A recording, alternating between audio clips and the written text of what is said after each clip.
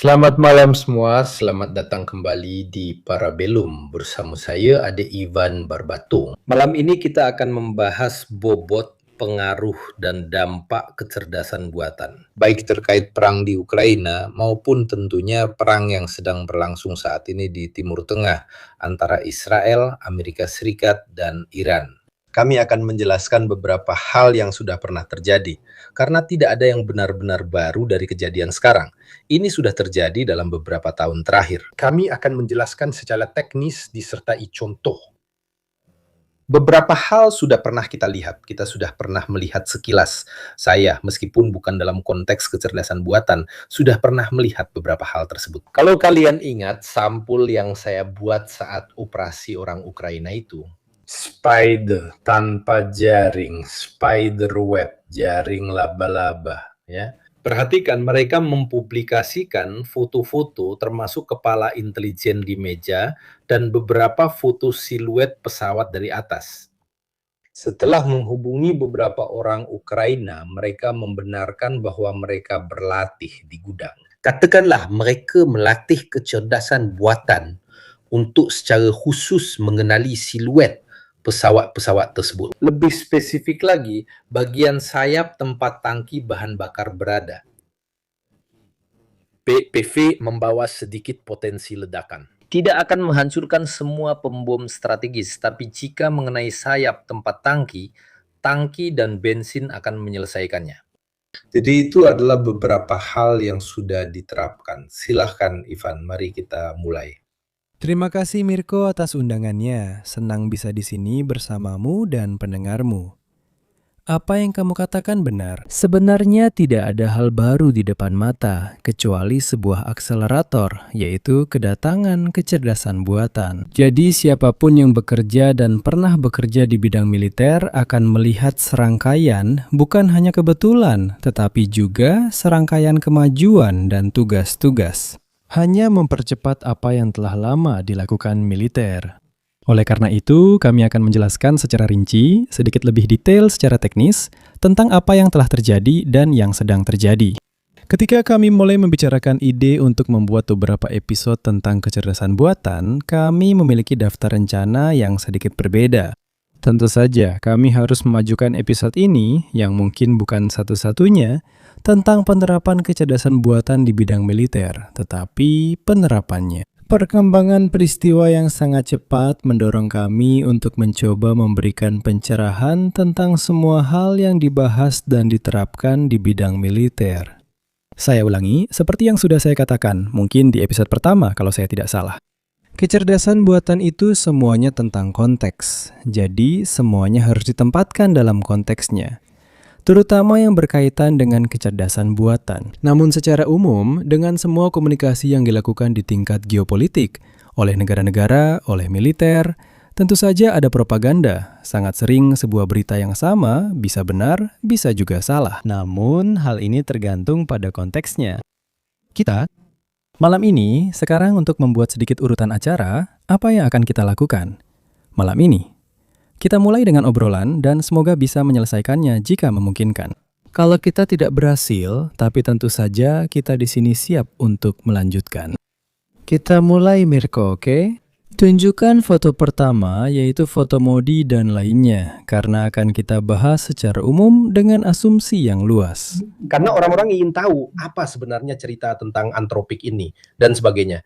Benar. Benar, kita akan sedikit menjelaskan sandiwara yang terjadi dalam 2 atau 3 minggu terakhir. Ini hanyalah sebuah bagian, ini adalah cuplikan dari sebuah foto. Hanya foto ini saja, sejujurnya, bisa menjadi objek dari seluruh tesis. Maksud saya hanya foto ini saja. Sekitar 2 minggu yang lalu, ada AI Summit di India. Dan di akhir summit tersebut, Modi mendapat ide cemerlang untuk mengumpulkan semua orang yang telah berbicara, semua pembicara utama. Ngomong-ngomong, mari kita mulai seperti biasa. Sudah jadi kebiasaan kita juga coba menyebutkan beberapa anekdot yang terjadi di balik layar. Mungkin para pelaku industri sudah pernah mendengarnya. Namun tidak semua masyarakat tahu hal ini. Misalnya, banyak yang tidak tahu bahwa keputusan diambil saat summit. Bill Gates dikeluarkan akibat masalah yang berkaitan dengan kasus Epstein. Dia pembicara utama, tapi dilarang dan diminta pergi. Jadi di panggung ini ada semua tokoh penting di bidang kecerdasan buatan. Langkah brilian Modi adalah mengumpulkan semua orang dan membentuk rantai manusia di panggung. Nah, kalau kalian perhatikan, Amodei, pria berkacamata, dan Sam Altman, pria dari Chat Generative Pre-trained Transformer, mereka berdua tidak saling berjabat tangan. Mereka sudah saling membenci sejak lama. Amodei dulunya adalah salah satu Chief Technical Officer di OpenAI. Bersama saudara perempuannya yang kini Presiden Anthropic dan 4 orang lain, mereka mendirikan Anthropic. Mereka sudah saling membenci dan masih saling membenci sejak lama. Tapi pada dasarnya mereka juga saling berperang dalam summit ini. Dario Amodei benar-benar menjadi bintang utama di seluruh acara ini dan dia juga sangat didukung oleh semua orang, mulai dari Modi dan semua peserta lainnya. Karena dia menjadikan keamanan sebagai bendera utama untuk Anthropic. Sam Altman sangat menekankan keamanan dalam pidatonya, padahal sebenarnya dia tidak peduli soal itu. Lalu, mengapa ia menekankannya? Karena secara ajaib India adalah pasar kedua terbesar untuk OpenAI, yang pertama adalah Amerika Serikat dan yang kedua adalah India. Seluruh pertemuan puncak itu didasari semangat kepedulian, mari kita ciptakan sesuatu yang aman dan bermanfaat bagi manusia. Kebetulan setelah kembali, jadi ini terjadi sekitar 15, 17, 18 hari yang lalu di India. Sekembalinya, Dario Amodei dipanggil oleh Exet, Sekretaris Negara. Dulu namanya Pertahanan, sekarang menjadi Departemen Perang. Kenapa? Karena kamu harus memberikan serangkaian penjelasan kepada kami. Penjelasan-penjelasan ini kurang lebih memang harus dan diinginkan. Tadi saya mengutip Mirko, sebelum live dimulai, sebuah kalimat yang sering saya gunakan. Menurut saya, semuanya, seluruh sirkus ini terasa sangat. Semacam serial Big Bang Theory itu, di mana sekelompok nerd ini awalnya sering dihina dan dipermalukan oleh semua orang, lalu menjadi orang-orang sangat brilian. Bisa mendapatkan wanita cantik, menikah, dan sukses. Nah, dunia kecerdasan buatan itu banyak terdiri dari orang-orang seperti ini. Orang-orang yang dari. Contohnya, dalam kasus Anthropic, dalam 2-3 tahun, kami berubah dari kelompok kecil yang terkurung di laboratorium menjadi perusahaan dengan pendapatan sekitar 14 miliar dolar per tahun. Dan yang benar-benar sangat berpengaruh di geopolitik, industri, maupun militer pada akhirnya. Jadi ketika Exet memanggil Amodei, itu untuk memanggilnya. Kenapa? Karena Anthropic pada Juli 2025 telah menandatangani kontrak yang tidak terlalu penting dari segi ekonomi, karena kontrak itu bernilai maksimal 200 juta dolar, sedangkan perusahaan berpendapatan 14 miliar per tahun. Itu jelas tidak terlalu besar, apalagi jika dibandingkan dengan anggaran Pentagon. Kontrak ini adalah kontrak jenis OTA. Sekarang saya akan jelaskan apa itu kontrak OTA. Dan itu adalah kontrak untuk pengembangan frontier models, yaitu model-model mutakhir yang juga bisa digunakan di bidang militer. Dan itu adalah kontrak yang diberikan kepada SIDAO, Departemen di Kementerian Pertahanan untuk urusan digital dan kecerdasan buatan. Saya ulangi. Kontrak bernilai maksimal 200 juta ini berbasis permintaan. Ada beberapa kontrak serupa, misalnya OpenAI sendiri. Perlu dikatakan bahwa Pentagon sudah bertahun-tahun membuat kontrak seperti ini, dan ini bukan pertama kalinya mereka menghadapi masalah etika. Perusahaan pertama yang mendapat kontrak seperti ini adalah Google, namun kemudian meninggalkannya karena sederhana saja. Para karyawan pada masa yang masih cukup woke, mereka membuat sebuah dokumen. Ditandatangani banyak karyawan yang tidak masuk kerja, sehingga Google terpaksa membatalkan kontrak ini. Ini bukan pertama kali Pentagon menghadapi situasi seperti ini, seperti saat saya sebutkan tentang Big Bang Theory. Itu karena pertanyaan dan jawaban yang bocor dari pertemuan ini benar-benar terdengar seperti permainan anak-anak. Karena tentu saja, militer dan para Exit memberikan tekanan besar kepada Amodei. Exit marah saat mereka berkata, menurutmu, jika musuh mengirim hulu ledak nuklir ke kita, apa yang harus dilakukan? Jawaban dari Amodei adalah, hubungi kami dan kita lihat apa yang bisa kami lakukan. Jadi intinya, Di sana, di tengah kekacauan itu, dengarkan mereka dan lihat apa yang harus mereka lakukan. Exit bukan lawan bicara yang sangat cerdas atau paham soal ini. Pertanyaannya sudah bodoh, jawabannya lebih bodoh lagi. hebat sekali, persis seperti yang kalian katakan setelahnya. Jadi hasil dari ini, mari kita ikuti alurnya. Ini semua hanyalah hukuman. Disusun dengan model serupa Zelensky di ruang oval. Intinya hanya sekelompok orang mengelilinginya. Ingatlah tentang jalur keamanan. Kita melakukan berbagai hal, kita membuat kesepakatan dengan India, perkembangan besar antara India dan Arab Saudi tentang kecerdasan buatan. Intinya, mereka melakukan banyak hal sendiri tanpa meminta izin dan tentu saja membuat marah para pesaing langsung di Amerika Serikat. Jadi, hasil akhirnya adalah ancaman. Sekarang kami akan mencabut kontrak kalian. Kami bahkan bisa memasukkan kalian ke dalam daftar pemasok berbahaya. Artinya, Huawei dianggap sebagai pemasok yang berbahaya. Jadi, intinya, untuk menakut-nakuti Anthropic sedikit, oke, tentu saja. Sam Altman mencoba, saya yang masuk, saya yang ambil kontraknya, dan kami bisa mengambilnya karena kami punya pembatas yang sangat kuat sehingga kami tidak takut. Saya lupa menjelaskan OTA. Kontrak OTA dari Pentagon adalah Other Transaction Agreement. Pada dasarnya ini adalah jalur khusus agar tidak perlu melewati serangkaian persetujuan. Kontrak diberikan ke perusahaan seperti ini dengan sistem time and materials. Sesuai permintaan, ada batas maksimum dan bisa diperpanjang. Hampir semua perusahaan seperti ini punya. OpenAI bilang, saya ambil karena guardrails memberi saya keamanan.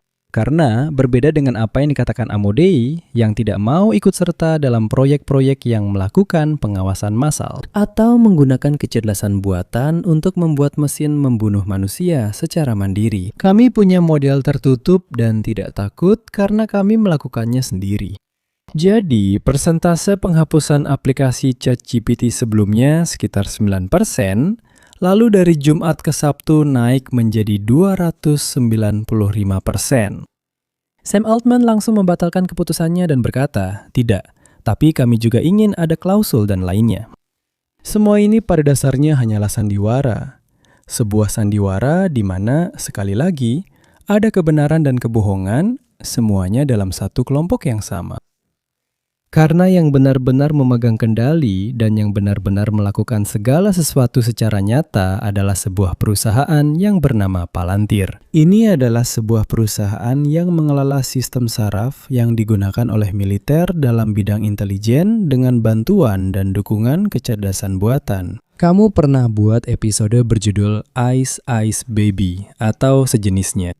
Benar, perangkap lunak di balik penggunaan ICE. Bagus sekali, semua perangkat lunak itu ada di ponsel ICE. Dan coba tebak, mereka membuat OTA lagi.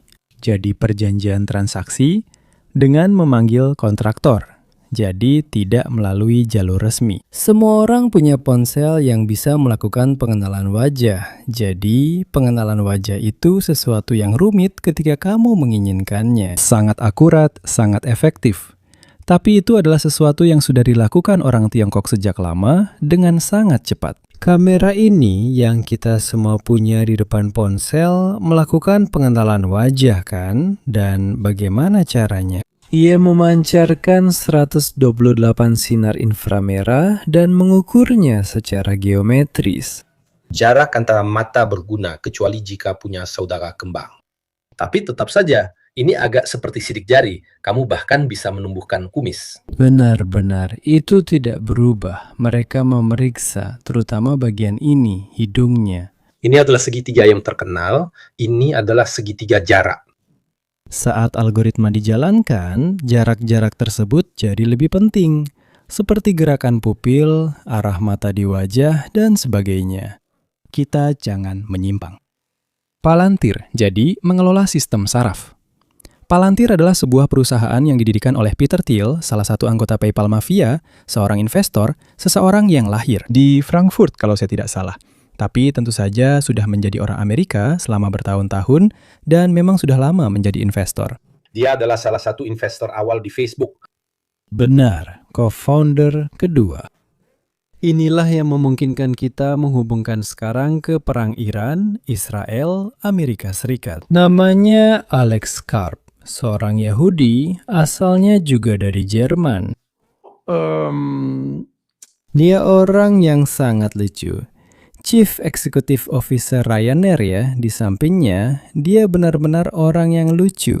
Salah satu orang yang bisa membuat orang lain kesal. Saya telah melihat beberapa konferensinya, dia kurang ramah. Tidak. Selain itu, ada jutaan meme yang beredar. Saya ingat pertanyaan yang diajukan saat konferensi. Bagaimana Anda memandang secara moral penggunaan kecerdasan buatan Anda? Dia bilang, saya tidak peduli, ada orang jahat, kita bunuh saja. Tepat, sangat tepat. Selain itu, meme yang beredar di internet tentang ketidakmampuannya duduk di kursi benar-benar luar biasa. Namun sekarang bukan soal suka atau tidak suka, melainkan dia adalah tokoh yang sangat menentukan. Kenapa? Karena secara teknis, seperti di Big Bang Theory, dia jenius besar tapi tidak bisa berkomunikasi dengan orang lain. Tapi dia sangat hebat. Terima kasih pada orang seperti dia. Tapi mereka semua punya kesamaan seperti ini. Kita punya Elon Musk. Kalian pernah lihat? Saat dia bicara, kadang-kadang dia gagap. Butuh waktu lama untuk menjawab. Selain karena otaknya berputar, karena alasan lain miliknya sendiri. Memang begitu cara dia berpikir. Kamu bisa lihat dia sedang memikirkan 100 hal. Pada saat yang sama, kita punya Mark Zuckerberg yang seperti reptil. Kalian pernah lihat saat dia menjawab pertanyaan dari Senat Amerika. Banyak orang membuat lelucon tentang itu beberapa tahun lalu ketika dia pergi ke sana karena dia benar-benar terlihat seperti robot yang untuk pertama kalinya menjawab pertanyaan manusia. Mereka secara sosial canggung, seperti kata orang Inggris, agak aneh. Yang baru khususnya dari Palantir punya kelebihan.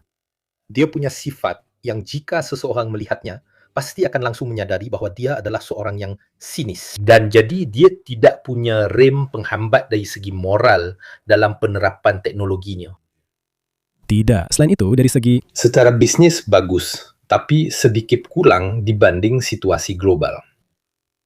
Bahkan Peter Thiel, jika kamu lihat fotonya sekarang, lalu bertemu dengannya pada 1940, mengingat asal Jermannya, pasti kamu akan berpikir dua kali. Kami akan menunjukkan hal teknis menarik, perangkat lunak yang mereka pakai, dan cara kerja pengenalan wajah. Kami akan menunjukkan cara drone mengenali target dan dikendalikan oleh kecerdasan buatan. Kami sudah menyiapkan beberapa sampel dari Ivan. Kalau kalian melihat MiG-29 yang disebut Abrams, itu karena kami yang melakukannya. Agar tidak memberikan apapun. Petunjuk dan hal-hal yang berkaitan dengan keamanan. Nanti akan kami jelaskan. Sebelum memulai videonya, kamu menyampaikan hal yang sangat penting tentang orang-orang yang agak kesulitan berinteraksi dengan manusia lain. Orang-orang yang sebelumnya hanya di laboratorium menulis algoritma kembali muncul. Sekarang mereka menjadi penguasa baru, kelas industrialis besar. Dulu mereka membangun. Sekarang mereka melakukan dua hal. Dulu mereka hanya pakai jeans, sepatu kets, naik sepeda ke kantor. Kini mengelola perusahaan yang mengubah dunia. Di sini lagi, saya merasa tidak mampu melakukannya. Kasihan Dario Amodei, usianya sekitar 40 atau 42 tahun. Saya sudah mengamatinya bertahun-tahun dan dia tampak jelas menua. Dia tampak kurang mampu mengelola masalah itu. Sekarang, mari kita tinggalkan gosip dan fokus ke bagian teknis yang menarik. Jadi, Palantir. Sekarang kita mulai memperlihatkan beberapa hal tentang apa yang dilakukan dan bisa dilakukan oleh Palantir. Ia mengelola sistem saraf. Jadi, perusahaan-perusahaan lain yang membangun model-model foundational seperti Anthropic hanyalah bagian-bagian kecil dalam otak yang lebih besar. Pasti mengingatkan kalian pada serial televisi yang dulu kita tonton. Mereka berhasil membangun sesuatu yang dulu hanya dibayangkan 10 atau 15 tahun lalu dalam serial televisi Anthropic. Memang benar bahwa itu telah digunakan sekarang selama serangan di Iran. Tapi sama sekali tidak benar kalau itu dicuri dari mereka. Itu memang bagian dari kontrak yang direncanakan. Mereka adalah pemasoknya dan kontraknya punya klausul menarik. Itulah yang menjadi pemicu pertengkaran, katanya. Untuk semua tujuan yang sah, jadi untuk semua. Itu segalanya sekaligus tak berarti. Katakanlah, siapa yang memutuskan apa yang sah dan apa yang tidak, itu bisa ditentukan nanti. Tepat. Kalau sebelumnya tidak kami perkirakan, sekarang kami perkirakan. Namun ini adalah pedang bermata dua pilihan mereka. Mungkin malam ini kita tak punya waktu. Tapi alasan kenapa dalam beberapa bulan terakhir saya diwawancarai di mana-mana secara internasional, karena saya telah melakukan, menjelang akhir Januari, saya menerbitkan sebuah position paper tentang kerentanan platform kecerdasan buatan. Nanti kita akan bicarakan itu di lain waktu. Tentang masalah ini, tentang bahayanya, momok yang sering disebarkan, kecerdasan buatan maksud saya, bahkan sekarang pun sudah sangat berbahaya. Saya sudah mencoba membahasnya dalam position paper ini, tapi izinkan saya merangkum dengan cepat 3 temuan utama dari penelitian ini. Yang pertama adalah sesuatu yang, berdampak pada kita sebagai pengguna. Namun ini bukan tindakan mereka. Mereka memang tidak membuatnya bekerja seperti yang lain. Awalnya kami kira sistemnya di cloud dengan pemrosesan jarak jauh. Tapi ternyata semua dikerjakan di komputer kita sendiri, memakai unit pemrosesan pusat dan memori kita.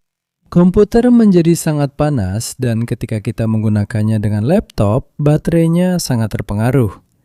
Bagian kedua sangat berkaitan dengan hal ini. Untuk semua tujuan yang sah. Itu karena mereka sendiri menyembunyikan semua yang mereka inginkan dari kita di dalam kebijakan privasi, yaitu mereka menganggapnya sebagai unsur transparansi. Sekarang saya coba ingat kebijakan privasi Anthropic 8.470 kata, sedangkan OpenAI 12.000 kata. Maksudnya, kalau kamu mau membacanya, seseorang dengan gelar sarjana dengan tingkat kecerdasan tertentu butuh 1,5 jam, tetap tidak mengerti apa-apa. Kenapa? Karena jelas itu dibuat sedemikian rupa untuk mengatakan kamu memberikan segalanya. Seperti semua kontrak. Tapi sekarang saya Juga diingatkan soal hal sepele saat membuat SIM. itu mulai berbalik menyerangnya. Puluhan. Halaman barang yang tak akan kamu baca. Contohnya orang Tiongkok. Mereka sangat jujur meski terkesan kasar, tapi DeepSeek mengambil. Pertama-tama saat kamu masuk dengan ponsel, itu terhubung dengan China Telecom dan melewatinya melalui mereka. Semua pustaka yang digunakan berasal dari ByteDance, perusahaan TikTok yang selalu memantau aktivitasmu. Kita sudah bilang waktu itu saat kamu mengetik di keyboard. Mereka mencoba tahu apakah itu Mirko atau Ivan. Ini hanya serangkaian catatan. Untuk mengatakan bahwa bahayanya itu sudah ada sekarang, maksudnya bukan akan datang atau nanti setelah ditemukan. Penemuannya, seperti Terminator yang keluar dari laboratorium, maksudnya itu sudah terjadi sekarang. Pertanyaan, karena Peter Thiel itu sangat terobsesi dengan Lord of the Rings. Kalau kalian lihat beberapa kantornya, ada yang namanya Grand Burone, yang lain Minas Tirith. Perusahaan yang sedang mereka buat, yang seharusnya membuat misil, drone, dan sebagainya, dengan katakanlah barang-barang dual use, tapi lebih ke arah komersial, mereka bilang itu misil yang bisa dibuat hanya dengan 20 alat yang bisa dibeli di toko bangunan. Anduril adalah pedang Aragorn, api dari barat. Wajar jika mereka sangat nerd soal ini. Semoga saja tidak berubah jadi Sauron karena itu cerita lain. Teman-teman, ingat, Mirko bilang mereka adalah para nerd yang tumbuh dengan bermain Grand Theft Auto dan Call of Duty, dan sangat antusias pada segala hal terkait Tolkien, Star Wars, dan serial televisi. Inilah yang sedang terjadi. Jadi, itulah nama-nama epik yang juga terinspirasi oleh Trump. Saya tidak tahu apakah kamu sudah sempat melihat video yang baru saja dibuat oleh Pentagon. Maksud saya, rasanya seperti sedang menonton Tom Cruise dan kawan-kawan. Pokoknya, itu cukup mengejutkan. Kembali ke Palantir. Jadi, Palantir. Tidak, saya jadi ingin tertawa. Karena inilah poin-poin katakanlah budaya yang saya juga miliki. Tidak dari sudut pandang nerd, kalau melihat Asimov, Lord of the Rings, Es dan Api, Dungeons and Dragons, dan sejenisnya, di sini saya bahkan tak berani membayangkan. Elon Musk yang akan berusia 40 tahun, dalam 20 tahun mereka akan punya Pikachu, Gormiti, dan hal-hal seperti ini. Baiklah kalau begitu. Dia sedang berada di masanya. Kamu sudah mendahului sesuatu yang akan kita bicarakan sebentar lagi. Orang yang menemukan sistem untuk membuat drone bisa berjalan sendiri adalah seorang pria. Saya tidak bisa menyebutkan namanya, meskipun sebenarnya sudah diketahui publik. Namanya Yaroslav Asimov. Saya berbicara dengannya kemarin. Dia sedang menonton kita. Ini yang akan kami tunjukkan. Intinya, sudah sedikit disetujui dan dilihat. Juga karena untuk bisa melakukannya, saya mencoba melakukan reverse engineering. Maksudnya, saya belum pernah melihat proyek-proyeknya, tentu saja. Dan perusahaan yang dia dirikan bernama The Four Flow. Kamu yang penggemar Asimov, itu sudah bicara banyak, itu sudah bicara banyak, itu sudah bicara banyak. Saya pilih The Mule. Tapi, tidak. Satu hal lagi yang sudah kita sebutkan sebelumnya. Seluruh dunia kecerdasan buatan, setidaknya bagian Amerika, cenderung beragama Yahudi dan pernah kuliah atau kursus di Stanford. Kamu ingin membuat siapa tertawa? Atau mereka keluar dari Stanford? Begini, kita berikan. Kalau dia juga menang, itu aneh kalau kalian lihat.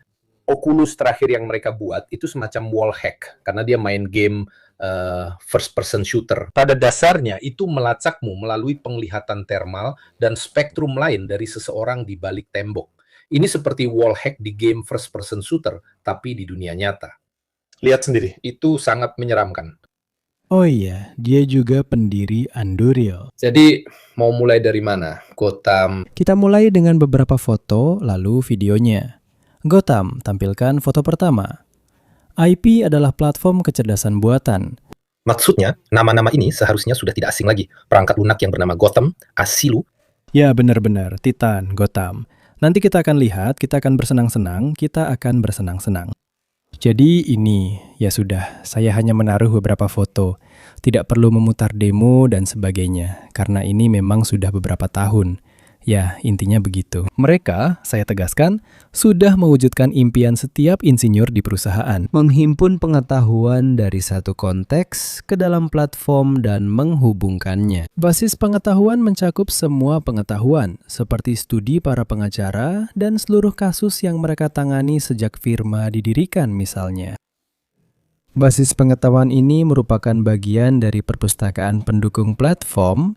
Lalu kita mencoba melakukan transfer pengetahuan. Jadi, ketika junior baru datang, dia sudah, daripada duduk di samping yang lain, misalnya kita ambil contoh para pengacara, daripada duduk bersama senior, dia pergi ke sana dan melihat-lihat sendiri. Ini adalah sebuah platform yang dijalankan di semua konteks.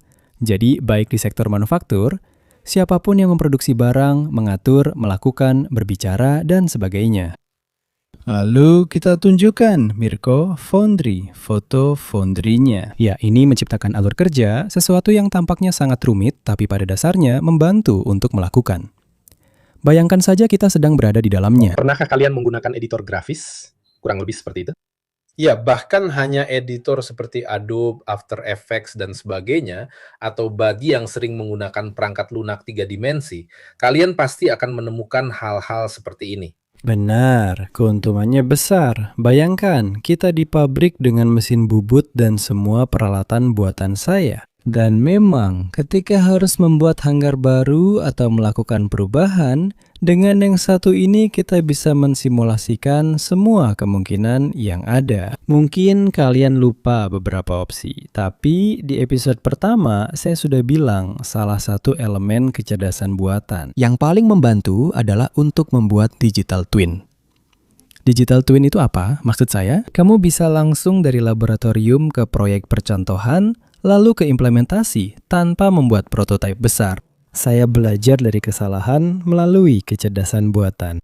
Jadi saya membangun entah itu serangkaian reaktor, bahkan yang biologis. Maksud saya tidak harus selalu memikirkan energi nuklir. Saya mensimulasikan apa yang mungkin terjadi dengan menggunakan berbagai perangkat lunak dan algoritma, lalu mendapatkan hasil dalam waktu yang jauh lebih singkat.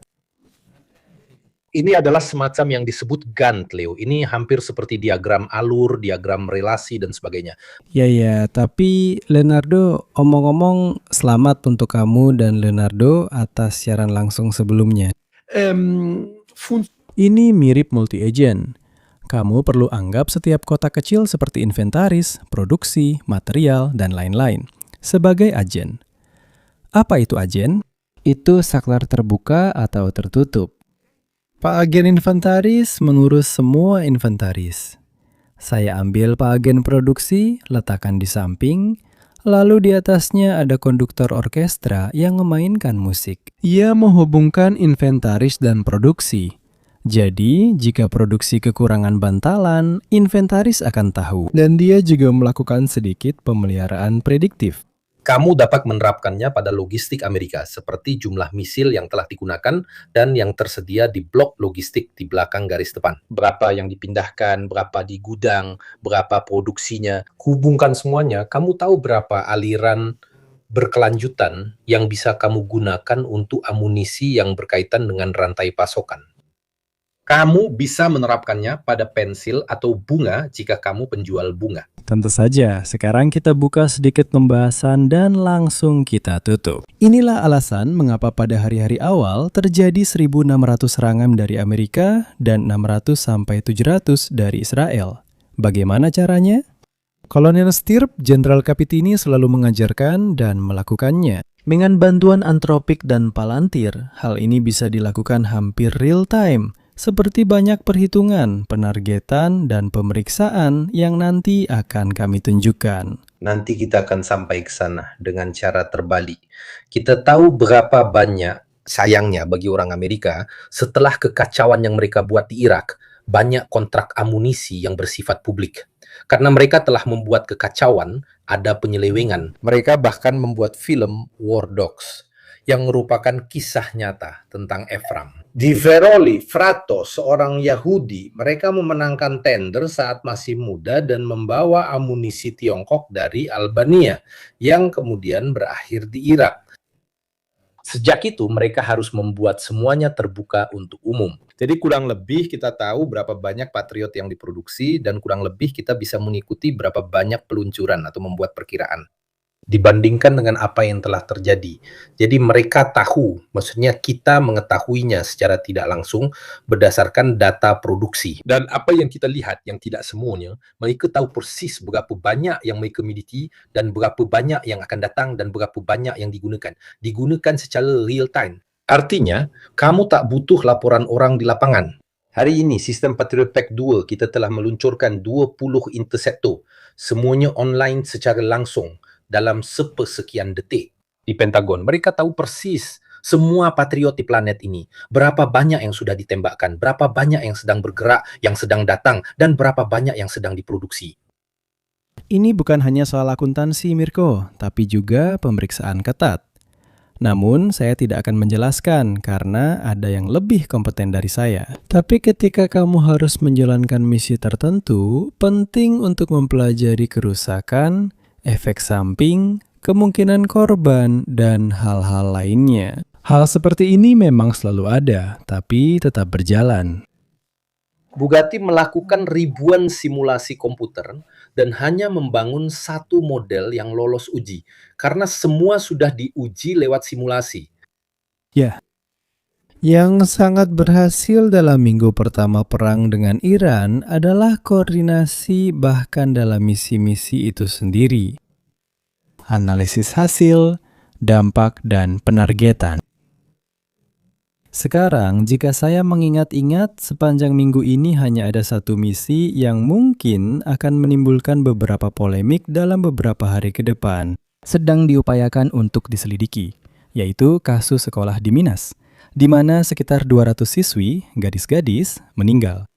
Itu juga sesuatu yang kami perhatikan bersama Leonardo dan yang lainnya. Maksud saya berbeda dengan apa yang terjadi tahun lalu, di mana jelas setiap orang melakukan urusannya masing-masing. Terlihat jelas mereka telah membagi wilayah tanggung jawab dan sepenuhnya berkoordinasi. Serangan pertama Israel terjadi hampir bersamaan dengan Tomahawk dan pesawat Amerika, hanya terpaut beberapa detik.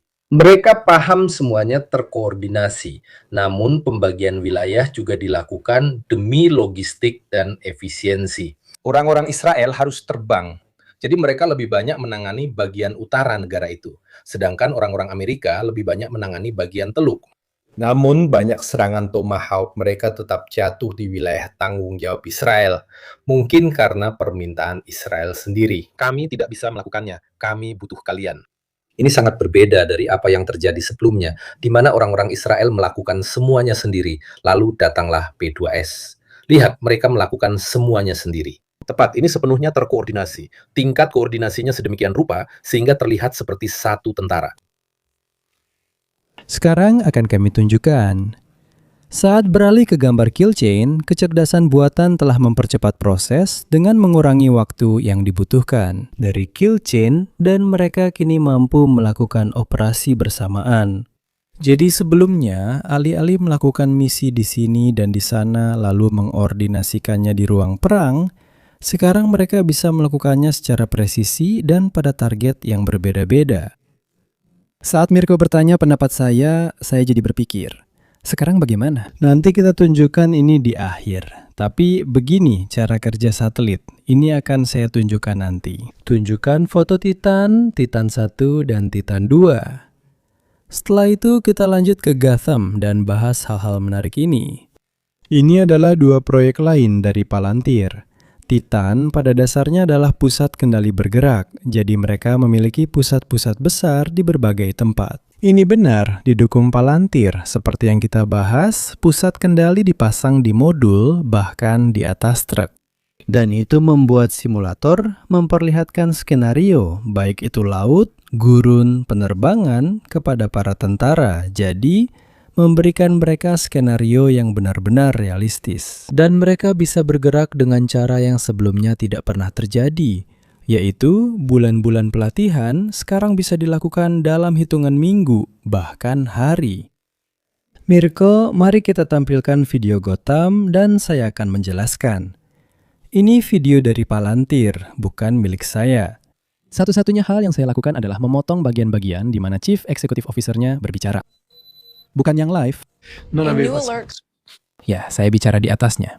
Jadi, intinya ini yang dilakukan. Bayangkan gambar satelit ini, nanti saya jelaskan penggunaan persegi panjang itu untuk identifikasi. Sebelumnya tidak ada, saya punya garis waktu, saya tunjukkan bahwa sebelumnya kapal ini tidak ada. Ini adalah Tiongkok ya.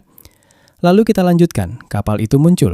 Nanti saya tunjukkan caranya. Kita melakukan leveling seringkali juga secara otomatis pada vektor yang dimaksud. Baik itu di pesawat, kapal, atau yang kita minati, bisa juga jeep, bisa juga Hammer. Jadi, mulai dari saat itu, semua konstelasi satelit berusaha mengikutinya. Namun, ingatlah, kapal bisa mematikan transponder dan satelit tidak selalu di posisi yang sama sepanjang hari. Jadi, apa yang mereka lakukan? Mereka membangun otak dan sistem saraf mega ini. Ini akan menjadi impian Mirko, karena apa yang dilakukan ini? Mirko adalah seorang scrapper, kamu sangat mengenalnya. Maksudku, aku tidak tahu.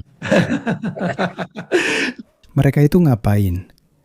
Mereka mencari semua berita yang mungkin, bahkan dari warga sipil, situs-situs referensi, tentunya pada hal-hal yang lebih kredibel. Mereka lebih memperhatikannya, dan mereka mencoba mengidentifikasi di mana, misalnya, kapal itu berada. Mereka telah membuat sebuah simulasi di video ini. Apakah kalian ingat saat orang Tiongkok mengirim kapal penangkap ikan ke Laut Cina Selatan dan mencoba melakukan manuver untuk memahami bagaimana membuat penghalang? Apa yang dilakukan sistem ini?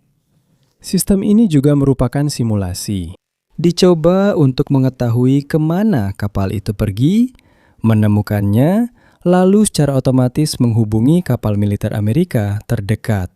Jadi, sekali lagi, mengoptimalkan seluruh logistik. Membuat sebuah skenario, menggambarkannya, dan melakukan serangkaian simulasi untuk mengetahui cara termudah untuk mencapai blokade.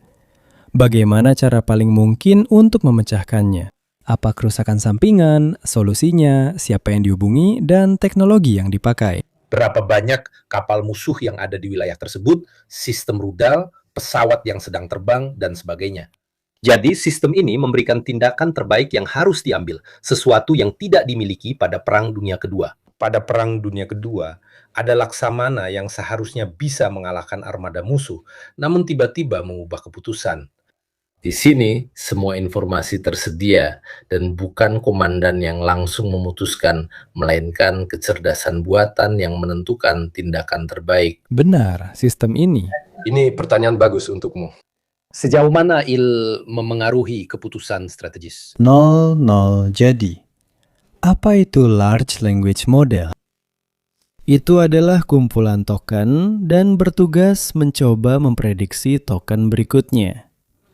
Apa itu token? Mari kita sebut saja kata, karena jika tidak, token belum tentu kata, hanya bagian kecil dari operasi. Namun Large Language Model bersifat semantik dan berbasis kata-kata. Jadi yang saya lakukan adalah melatihnya terlebih dahulu, atau melakukan fine-tuning terlebih dahulu, pre-train atau post-train. Dari elemen yang sudah dilatih ini, saya ambil yang terbaik yang memiliki bobot paling besar. LLM sangat menentukan, karena mereka membuat kita memahami bagaimana cara berpikir. Jadi sekarang kita tidak lagi menebak token berikutnya, tapi kita berpikir. Kita berpikir dengan sangat cepat. Jika saya menggabungkan semua indera, seperti yang dibahas saat membahas robot, ini disebut computer vision. Saya juga memanfaatkan semua gambar dari satelit, drone, teman, dan hasil pengamatan. Mirko melakukannya sistematis dan manual. Mengambil video dari Telegram, lalu dengan sistem OSINT-nya mencari asal dan metadata. Nah, ini saya. Orang-orang yakin saya hanya ke X dan lihat gambarnya. Ivan sudah tahu apa yang kami lakukan di balik pekerjaannya. Mirko itu luar biasa. Benar-benar luar biasa. Sekarang, kalau suatu hari Mirko mengambil alih Gotham, apakah kalian akan menemukannya di posisi Laksamana Amerika? Maksudnya, itulah sistem yang bekerja. Sistem Palantir melakukan hal itu. Ini adalah sistem saraf yang sedang dicari. Semuanya. Tentu saja, itu memberi kredibilitas sehingga tidak ada risiko mengambil berita palsu dari situs India atau Tiongkok. Ngomong-ngomong, nanti kita akan sedikit membahas tentang berita palsu yang telah beredar. Bagaimanapun, inilah yang dilakukan oleh sistem saraf seperti milik Palantir. Sekarang, pertanyaan yang diajukan oleh pengguna itu menarik dari sudut pandang ini. Ya, benar. Generative Pre-trained Transformer dan Cloud, khususnya Cloud dari Anthropic, baru saja digunakan. Kenapa? Itu adalah akselerator besar. Jadi, saat saya punya sistem saraf sebagai infrastruktur, tapi kalau di dalamnya saya masukkan sebuah Ferrari dan saya masukkan 1000, akan jauh lebih mudah untuk mencapai target akhir. Jadi, apa yang saya lakukan? Saya sering berbicara baik tentang Anthropic karena alasan tertentu. Karena pilihan strategis industri dari Anthropic adalah melakukan B2B langsung dengan perusahaan-perusahaan. Dan lalu, apa yang mereka lakukan? Mereka selalu melakukan multi-agentic. Maksudnya, seperti yang sudah dikatakan sebelumnya, mereka mengambil serangkaian saklar dan memiliki kemampuan luar biasa untuk membuat semuanya bekerja bersama tanpa membuat mereka menjadi kacau. Maksudnya, misalnya, jika kita sebagai pengguna menggunakan cloud dan memintanya melakukan sesuatu yang rumit di bidang yang ia kenal dan bisa lakukan, ia melakukannya dengan sangat cepat. Tugas yang sama jika kita berikan ke ChatGPT misalnya, bisa saja memerlukan waktu hingga 30 menit untuk menyelesaikannya. Karena sionya lebih buruk dibanding cloud kini menjadi akselerator dan telah digunakan di proyek ini. Dan inilah juga alasan mengapa Amodei memberontak. Orang itu sangat yakin, mungkin dia orang yang murni, bahwa militer berkata ya untuk semua tujuan legal. Maksudnya, untuk semua alasan hukum yang kami maksud, kami akan menggunakannya. Jadi, akselerator, itu adalah modelnya. Tapi itu bukan Large Language Model. Itu adalah model yang disebut MPC. Baiklah, kita tidak usah terlalu masuk ke detail. Saya sudah janji bersama Mirko untuk menjelaskan cara melatih sistem. Sementara Mirko memutar videonya. Yang itu namanya apa? Tunggu, saya kasih tahu. Input, saya kira. Itu yang tentang pesawat Rusia. Jadi kita akan menuju penjelasan tentang bagaimana tema Tiongkok itu dibuat. Lalu kalau masih ada waktu, kita juga jelaskan bagaimana orang Israel bisa masuk ke ruang lalu lintas di Teheran. Ngomong-ngomong, jangan dibocorkan dulu. Bukan ruang-ruang, tapi satu ruangan saja, yaitu yang di parkiran. Oke. Ini hanya video sederhana, saya tidak mengambil hal-hal yang nyata, tapi sudah diidentifikasi di kota kecil di sebelah kanan video. Simulasi. Dan yang itu hampir seperti gambar sederhana, di situ ada penjelasan dan lain-lain. Ini video khusus yang menampilkan semua pesawat. Benar, saya membuat sebuah perangkat lunak kecil yang saya latih dengan sekitar 50 epoch. Epoch adalah tahap-tahap individu dalam pelatihan dari sebuah sistem berbasis computer vision untuk mengenali berbagai hal. Saya sudah menjelaskan kepada kalian sebelumnya tentang apa, ini bisa kamu biarkan saja, karena nanti setelah itu tidak. Kalau saya biarkan ini dekat barang ini, bagaimana dengan pembuatnya? Oke, kita tetap harus lakukan, terutama untuk Lanzara, nanti dia bilang kita tidak kompeten. Yang tadi sudah kita ubah sengaja jika perlu. Apa yang harus dilakukan? Saya sudah jelaskan bahwa dalam computer vision selalu digunakan teknik discriminator generator. Jadi, kita membuat sebuah gambar, lalu kita tanya ke polisi, apakah gambar itu asli atau tidak. Oke, kita lakukan ini ribuan kali. Saat kita melatih sebuah model, kita melakukannya dalam beberapa epoch terpisah. Sehingga setiap epoch membuat algoritma belajar mana bobot yang benar. Jadi tujuan akhir kita adalah mengenali sebuah objek seakurat mungkin. Jadi perangkat lunak yang saya buat ini untuk dilatih dengan video itu dibuat agar bisa mengenali objek-objek. Sekarang kami tunjukkan anomali. Lihat kotak kecilnya, dia mengenali sendiri dan semua persentase yang kalian lihat benar. Jadi 97-98% kemungkinan bahwa pesawat itu adalah yang dimaksud. Yang kalian lihat salah adalah namanya. Saya menamai semuanya Abrams. Tentu kita tidak ingin memberi petunjuk atau informasi pada siapapun yang mengunduh video ini dan sudah siap dengan sistemnya. Jadi apa yang kita lakukan? Apa yang dilakukan orang Ukraina? Ketika Mirko mengatakannya, mereka melatihnya di hangar. Pertama dibuat model teoretis dengan beberapa gambar. Ini karena satu gambar bergerak dan bergetar, sedangkan lainnya statis. Jadi persentasenya terus diperbarui dan sistem akan membuang yang akurasinya rendah. Jadi sistem saraf yang mereka pakai tidak pernah salah. Kenapa? Karena mereka pasti sudah diberi target, benar? Pada saat kamu hampir benar-benar yakin, itu sebenarnya tidak pernah ada. Sejak 1995 dan 1998, kita tak pernah salah. Jadi, saya memang sengaja menaruh nama yang salah. Di atas terlihat frame dianalisis 30 per detik, lalu ditemukan dan dikenali mulai saat itu. Dia tahu bahwa untuk 95% pesawat itu, nanti di masa depan akan menjadi An-12 cap dan seterusnya. Ini cara melatih, lalu kita masuk lebih spesifik setelah melatih, untuk memahami mana yang Antonov, Sukhov, dan lainnya. Kami memberitahunya di mana letak tangki bahan bakar sehingga dia bisa mengenalinya seolah-olah dia menggunakan mata kami pada dasarnya. Lalu bagaimana cara mengajarkan?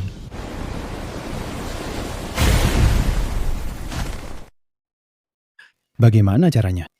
Allora, qui Mirko, apa kamu yang menjalankan animasi-animasi kecil itu? Lalu kita beralih ke drone, kita menetapkan sebuah lintasan yang kita berikan ke drone sebelum lepas landas. Namun mungkin saja dasar dan foto yang saya pakai memang benar. Itu adalah foto bandara Rusia tempat serangan itu terjadi. Simulasi kecil ini saya buat sendiri. Kita tetapkan lintasan, tapi harus pertimbangkan kondisi di lapangan. Jadi kita sudah bilang bahwa pesawatnya sudah teridentifikasi, kita tahu bentuknya, kita tahu kemana kita ingin mengarahkannya. Namun di tangki ada kemungkinan di lapangan ada Giamato. Atau mungkin kehilangan sinyal dari gereja, atau ketika sudah sampai di sana harus berubah pikiran karena itu bukan yang seharusnya dilakukan. Kota-kota kecil yang kalian lihat itu adalah semua milestone yang kami berikan sepanjang lintasan untuk drone kami. Mirko, saya tidak tahu apakah kamu punya klip dari serangan itu yang dilakukan dari bawah. Dari bawah? Oke, tidak apa-apa. Baiklah, mari kita mulai simulasi itu. Kita mulai simulasinya supaya kita bisa jelaskan secara detail bagaimana caranya, seperti apa, dan apa yang tadi sudah kamu jalankan sebelumnya. File HTML-nya yang merupakan semacam halaman web. Baiklah, saya akan mulai menjelaskannya kepada kalian sementara itu. Bagian mana tepatnya? Yang ini. Lalu perlahan-lahan kamu perbesar hanya untuk memperjelas. Di lingkaran hijau kita melihat operatornya. Pada umumnya sekarang hal-hal yang lebih canggih menggunakan Starlink. Oke, Starlink karena itu luar biasa. Bisa bergerak. Selain konstelasinya sangat besar, Starlink memakai dua jenis pita, yaitu Q dan K yang berbeda dan beroperasi pada frekuensi berbeda, gigahertz. Namun pita-pita ini sangat efektif, sehingga akses hanya bisa dilakukan dari jarak 30 km. Jadi biasanya kamu tidak akan berhasil. Dua pita yang berbeda ini digunakan, satu untuk berkomunikasi dari piringan ke satelit, jadi untuk upload dan download. Oke, jadi operator dengan basisnya berkomunikasi dengan Starlink, membuat sistem komunikasi ini dan berkomunikasi dengan drone. Namun tentunya drone ketika mendekati hambatan bisa saja di-jamming atau kehilangan sinyal global positioning system atau ada jammer. Di Rusia ada sangat banyak, tidak terlalu sulit untuk melakukannya, oke? Tapi kita harus memastikan drone mencapai targetnya. Jadi Mirko, lalu kita lanjut, kita lewat di bawah siapa? Tepat. Kita butuh sistem. Saat ini, Starlink bekerja sangat baik sebagai konstelasi besar.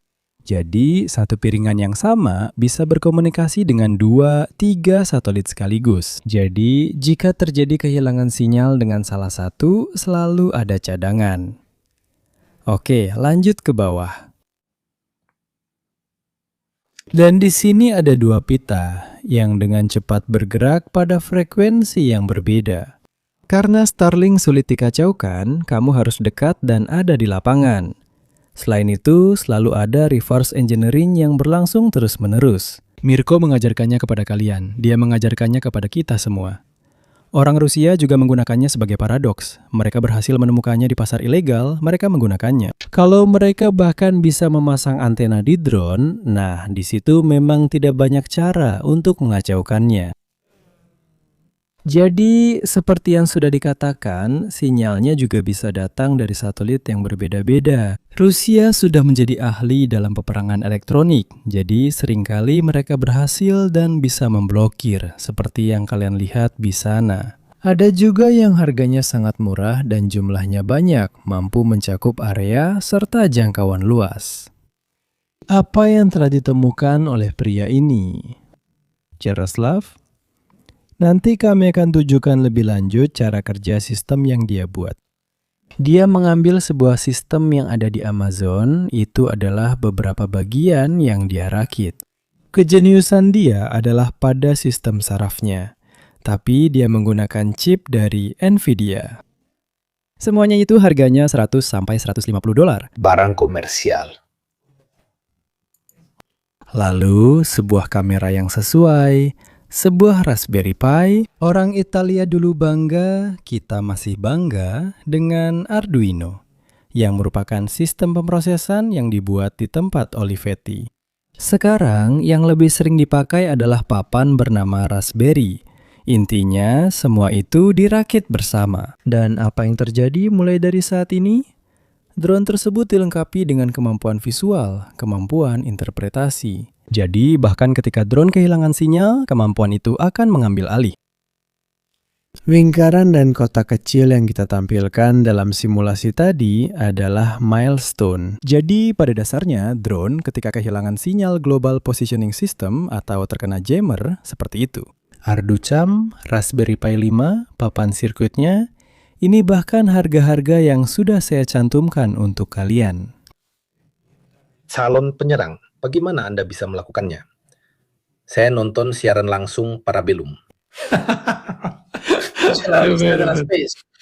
Benar, tidak ada sistem sarafnya, jadi dia beli barang tapi tidak tahu cara merakitnya. Ada joystick yang sekarang kalian tahu itu adalah salah satu bentuk perekrutan terbaik. Karena pilot drone adalah orang-orang yang pandai bermain video game. Baiklah, Starling, ya, kamu bisa lanjut. Ini adalah stek perangkat lunaknya. Oke, jadi apa yang dilakukan perangkat lunak ini? Mengajarkan drone untuk mengenali beberapa milestone. Intinya, kita sudah memasukkan lintasan dan peta ke SIM secara offline, lalu mengajarkannya. Sementara itu, lihat, ketika kamu mendekati bandara, ada gedung XYZ. Jika kamu belajar mengenalinya, kamu akan mengerti bahwa jika kamu salah jalur, kamu bisa memperbaikinya sendiri. Oke, sudah ada algoritma yang melakukan itu, dan sekarang algoritma yang lebih canggih terus dikembangkan. Kenapa? Salah satu kesulitan besar, benar, dia menyesuaikan jalurnya sendiri. Jadi, salah satu kesulitannya, ini dia, benar. Dalam kasus ini, target sudah teridentifikasi, tapi ada di jalur salah.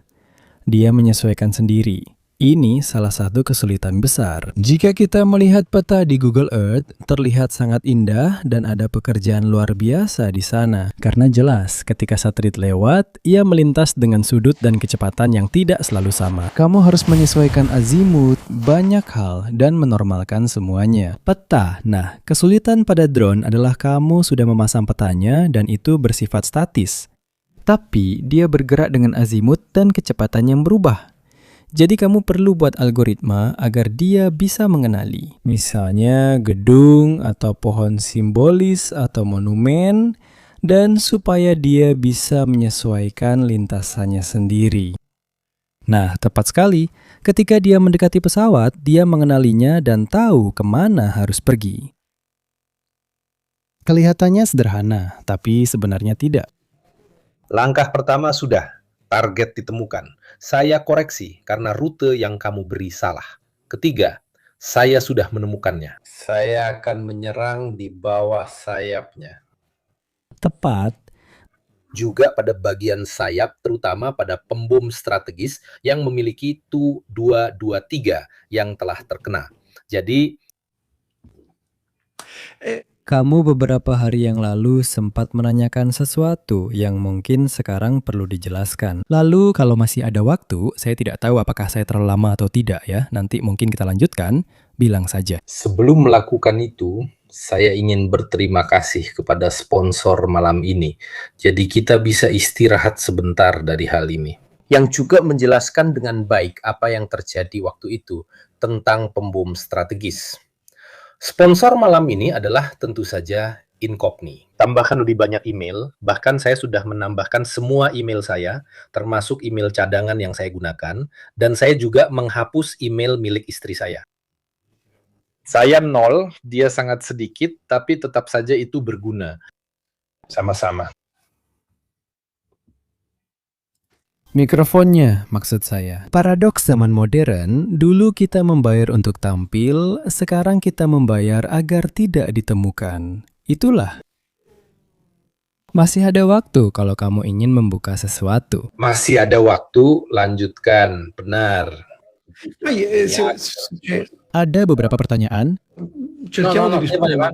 Kita lanjutkan milikmu dulu, jika sempat baru tanya. Sempurna. Jadi aku punya 2 poin dalam pikiranku. Satu sudah kita bicarakan beberapa hari yang lalu, yaitu tentang kemungkinan kecerdasan buatan. Kenapa salah? Kenapa ada gambar siluetnya?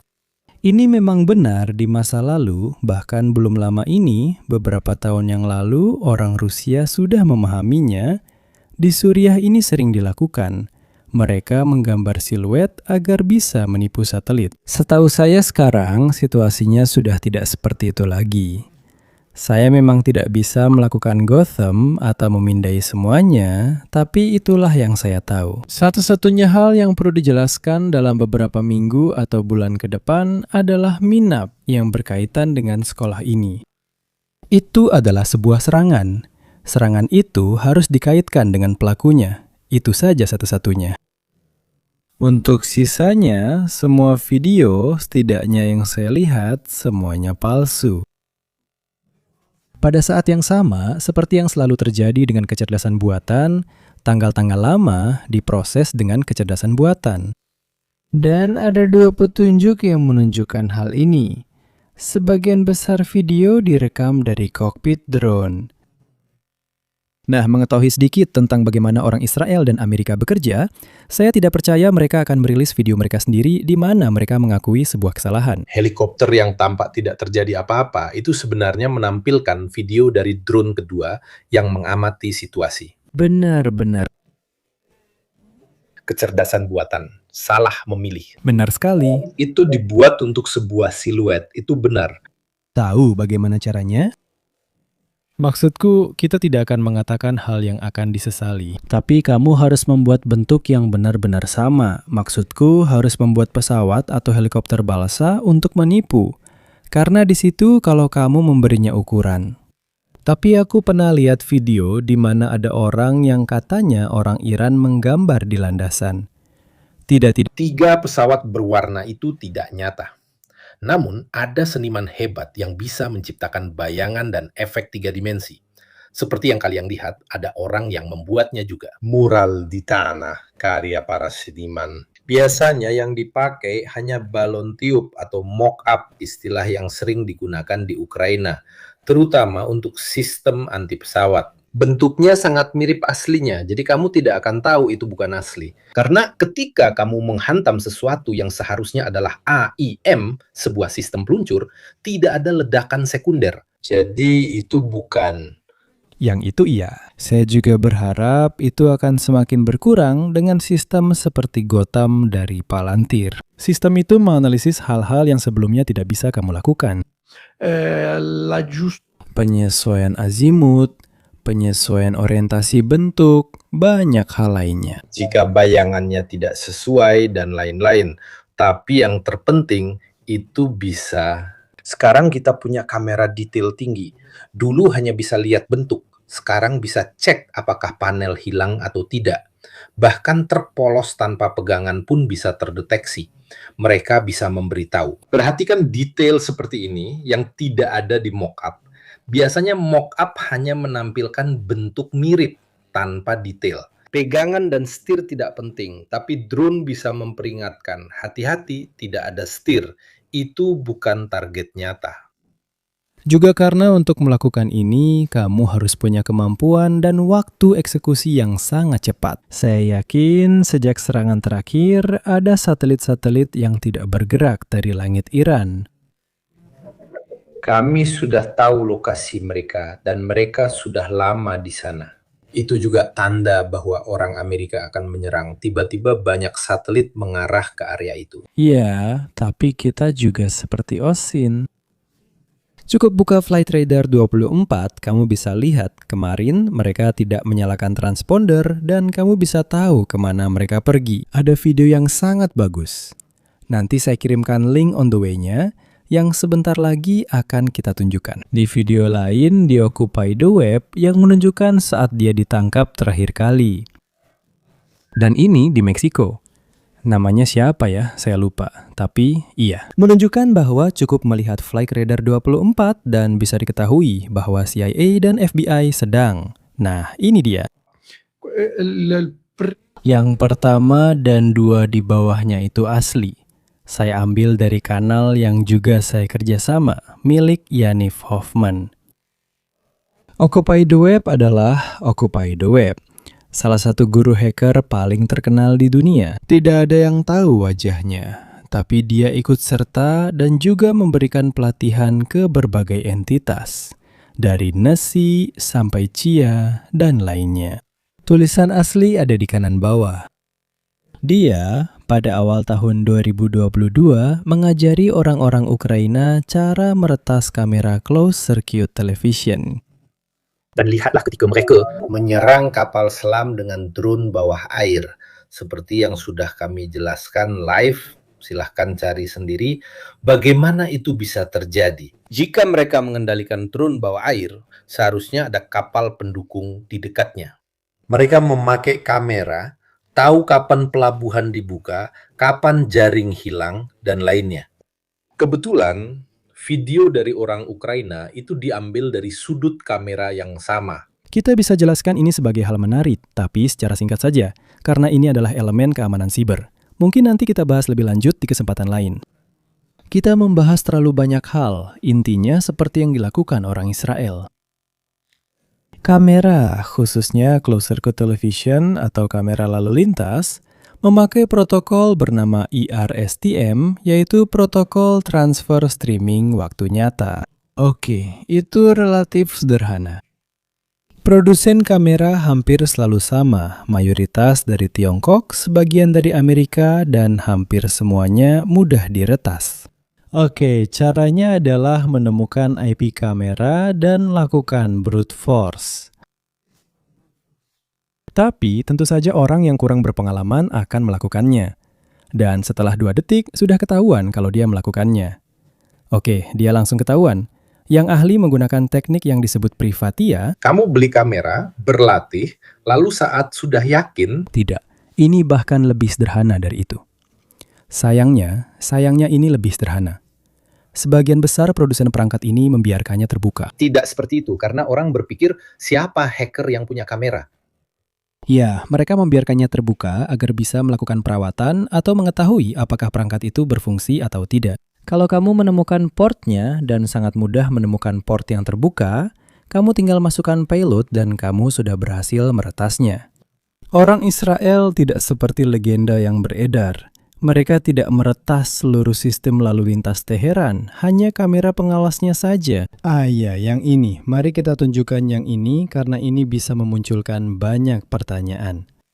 Orang-orang Israel telah meretas kamera yang menghadap ke tempat parkir, di mana mobil-mobil pribadi diparkir, termasuk mobil para pengawal pribadi dari berbagai ayatollah dan lainnya. Intelijen sudah mengenali mereka.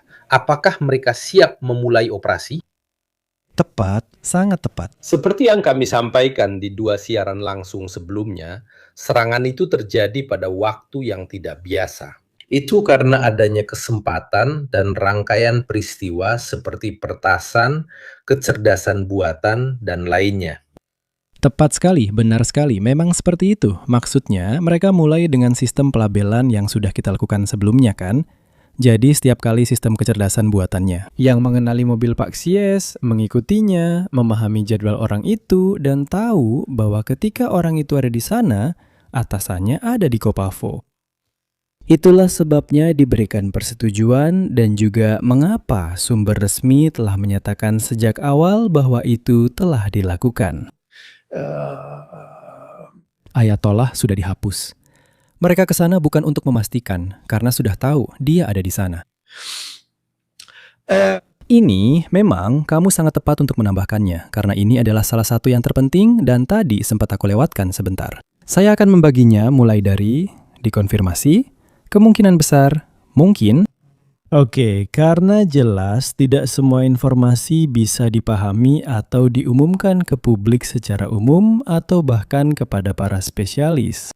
Namun, apa yang sudah dilakukan oleh kecerdasan buatan, sistem Palantir lakukan, seperti yang sudah kita katakan, jadi melakukan riset besar-besaran, lalu melakukan data fusion, itu masih dilakukan oleh Palantir. Analisis dilakukan dengan mesin-mesin ini, bukan seperti generative pre-trained transformer dan sejenisnya, memang begitu. Mari kita terjemahkan juga dengan istilah yang kurang teknis. Maksudnya, sensor. Apa yang dimaksud dengan sensor? Oke, radar, catatan penangkapan, sinyal di dalam lingkup, SIGIN. Jadi sinyal yang juga dibuat oleh lawan dan sebagainya, jadi foto satelit dan sebagainya, pesawat mata-mata dan hal-hal semacam itu. Penggabungan data, kamu kumpulkan semua ini, masukkan ke AI untuk dianalisis, lalu diberitahu hasilnya berdasarkan data tersebut. Menurut saya, ada target di sini yang sedang melakukan ini. Di sini juga ada manusia yang terlibat dalam prosesnya. Manusia berkata, serang target itu, tapi jangan sekolah yang ada anak perempuannya. Rantai komando. Lapisan komando, di mana sekarang Palantir pada dasarnya ikut campur. Ini mirip kecerdasan buatan yang menunjukkan jalur terbaik. Pesawat mana yang paling dekat yang bisa melakukan pengeboman terhadap orang ini? Mengingat dari sistem keamanan yang dianalisis AI, ada pesawat di sana, 100 km jauhnya. Sempurna, dia punya senjata yang dibutuhkan. Ini rencana aksinya, sudah mempertimbangkan sistem anti pesawat, musuh, radar, dan lainnya. Itu juga memberinya petunjuk kemana harus pergi, karena jika menunggu manusia memutuskan hal seperti ini, dengan data teknis, orang itu perlu briefing dan membuat perencanaan. Dia, targetnya, sudah kabur. Hai, ringkasan. Saya mengatakannya dengan sederhana dan kuat. Sempurna, sempurna. Saya tidak bisa mengatakannya lebih baik. Saya mungkin hanya akan menambahkan sedikit penjelasan soal akronim. Karena tanpa itu, orang tidak akan mengerti DoD. Mungkin juga kurang tepat. Karena Departemen Pertahanan, yang sekarang adalah Departemen Perang, Intelligence, Surveillance, and Recognition adalah singkatan dari Intelligence, Surveillance, and Recognition. Jadi sistem intelijen, pengawasan, dan pengenalan. Kita juga punya intelijen, termasuk intelijen manusia. Layanan, oke, lalu ada satelit, dan kemudian ada drone.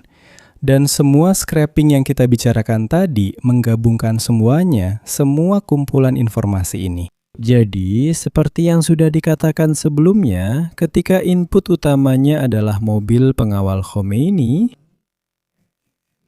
ini harus masuk sistem. Kita perlu mekanisme yang bisa menstabilkan. Apa saja bobotnya? Oke, mobil pengawal Khomeini, mobil pribadinya jelas lebih penting daripada mobil milik petugas kebersihan. Oke. Sedang ada pemeriksaan karena sistem mendeteksi 97% kecocokan wajah pengawal. Manusia memberitahu politisi, mau ambil risiko? Ya, sempurna. Lanjut. Benar, lebih ke bawah. Masih di bagian sensor, kami menemukan dua singkatan lagi yang baru saya ingat belum saya sampaikan. Sebuah proyek yang sangat penting dari Palantir, yaitu Maven, adalah proyek perisai yang terkenal itu. Kubah, seperti yang mereka sebut Golden Dome, sesuatu seperti itu, nah itulah kubah yang diimpikan Pentagon untuk dimiliki. Perus. Ya, bagus, kamu dapat sempurna. Mereka menggabungkan semuanya. Setiap kotak kecil seolah-olah agen, dan tiap agen punya bobot sendiri.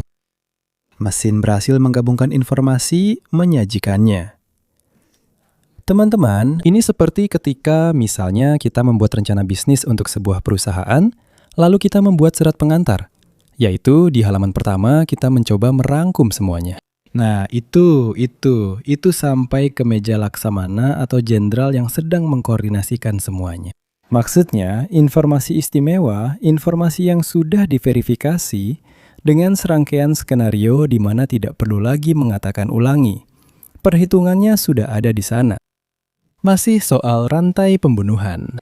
Lalu lagi, kita mendapatkan informasi dari para pengawas, dari mata-mata, bisa dari darat, satelit, atau drone. Sistem menggabungkan semua data ini dan memungkinkan kita mencapai titik yang sebelumnya dilakukan. Proses verifikasi target yang terkenal itu ya, memilih mana target yang diutamakan. Sebuah target yang diutamakan bisa saja punya waktu yang berbeda.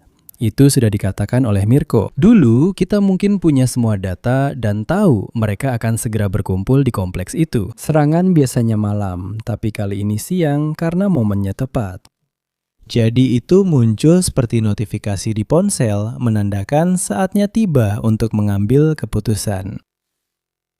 Kamu sudah punya aset, posisi, dan target di sana. Ini yang bisa menyerang. Mau lanjut atau tidak? Sekarang sudah oke. Benar, sangat benar.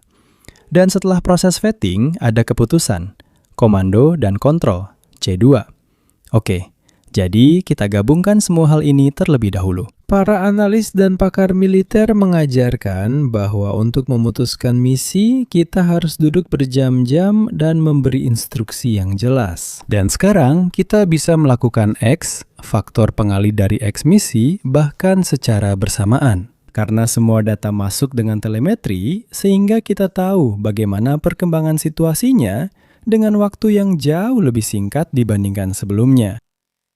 Mungkin jika saya harus merangkum semua yang sedang terjadi, saya akan bilang saya sendiri sebenarnya tidak tahu. Menurut saya, akhirnya saya melihatnya secara lebih pragmatis. Mungkin soal kondisi akhir Israel yang bisa kita pahami. Amerika lebih sulit dipahami. Jika saya pernah tunduk pada Israel, saya ragu mereka punya tujuan sendiri. Saya tidak yakin mereka punya tujuan sendiri, kecuali membangun sebuah mitos apokaliptik. Saya percaya bahwa semua ini adalah pesan untuk musuh utamanya saat ini. Mengatakan, lihat apa yang berhasil kami lakukan. Lihat apa yang mampu kami lakukan. Ini memang adalah penelitian saya.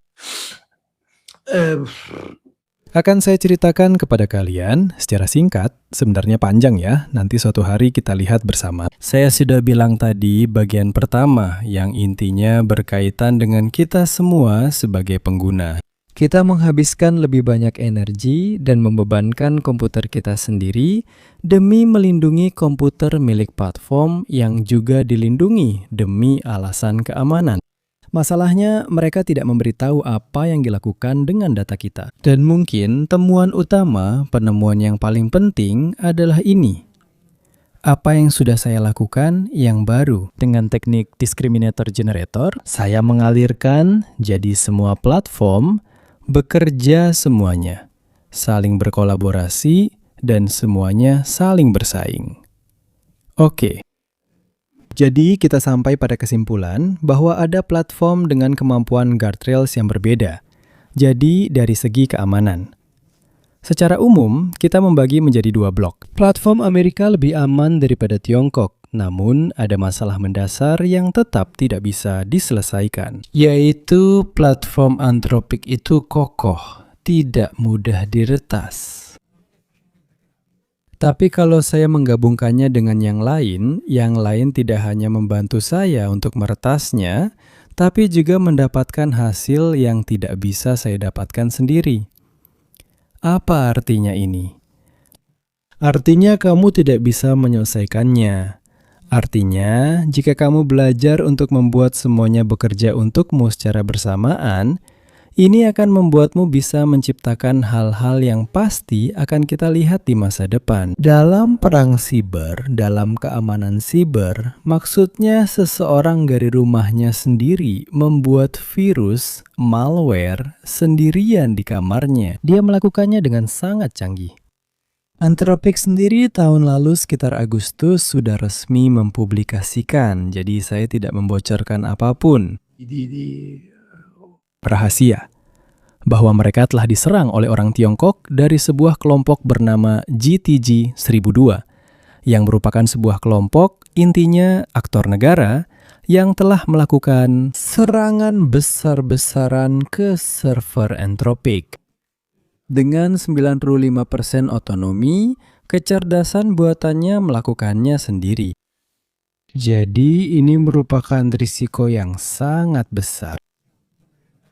Sekarang saja, jadi tidak perlu Palantir yang memberitahu Pentagon cara menyerang. Orang bisa melakukan hal-hal yang sangat buruk bahkan dari rumah, asalkan tahu caranya. Kamu bilang dulu tidak ada yang tahu caranya? Sebenarnya ada, hanya saja dulu butuh setahun, sekarang cuma seminggu. Atau kamu membuat sebuah agregator di mana kamu mengordinasikan semua data OSINT, darat, laut, misil, dan udara. Untuk urusan penerbangan, laut, dan sebagainya. Kamu mulai punya pandangan menyeluruh pada situasi yang memberitahu Misal jika X pesawat sedang bergerak tanpa transponder, X kapal ada di sana, dan sebagainya. Ditambah lagi mungkin juga berita global. OSIN, di foto 2 sudah tiba. Apakah itu berarti sesuatu sedang terjadi? Saya melakukannya secara manual, kurang lebih sekarang, jika seseorang membuat agregator seperti ini, mengingat juga apa yang terjadi di perjudian terkait polymarket dan sebagainya. Selain itu tentu saja ada orang dalam di dunia militer dan sebagainya yang tahu bahwa serangan akan segera terjadi. Jadi tiba-tiba 1 jam sebelumnya mereka bertaruh 1 juta atau hal-hal seperti itu. Sebenarnya kalau seseorang karena datanya ada di sana, itulah menariknya. Orang-orang yakin kamu butuh Starlink, mungkin untuk digunakan di pegunungan Iran. Tapi untuk mengetahui tentang serangan ini, kamu tidak butuh Starlink. Kamu butuh alat-alat yang sudah online, radar online yang memantau pelacakan kapal, berita OSIN, orang-orang yang memotret dan merekam video pesawat yang bergerak. Informasi-informasi ini saja jika dikumpulkan, sudah memberimu sebuah gambaran. Benar sekali. Ini mengubah seorang pemula, seorang amatir menjadi orang yang cakap.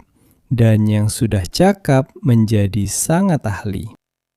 Ini adalah sebuah akselerator. Ini adalah sebuah akselerator. Kamu tidak lagi membutuhkan jurnalis yang punya teman yang ada di daerah itu dan semacamnya. Kamu punya sebuah agregator, sesuatu yang memberimu semua informasi ini dan memberitahumu, lihat. Melihat apa yang bergerak, di mana, bagaimana, dan sebagainya.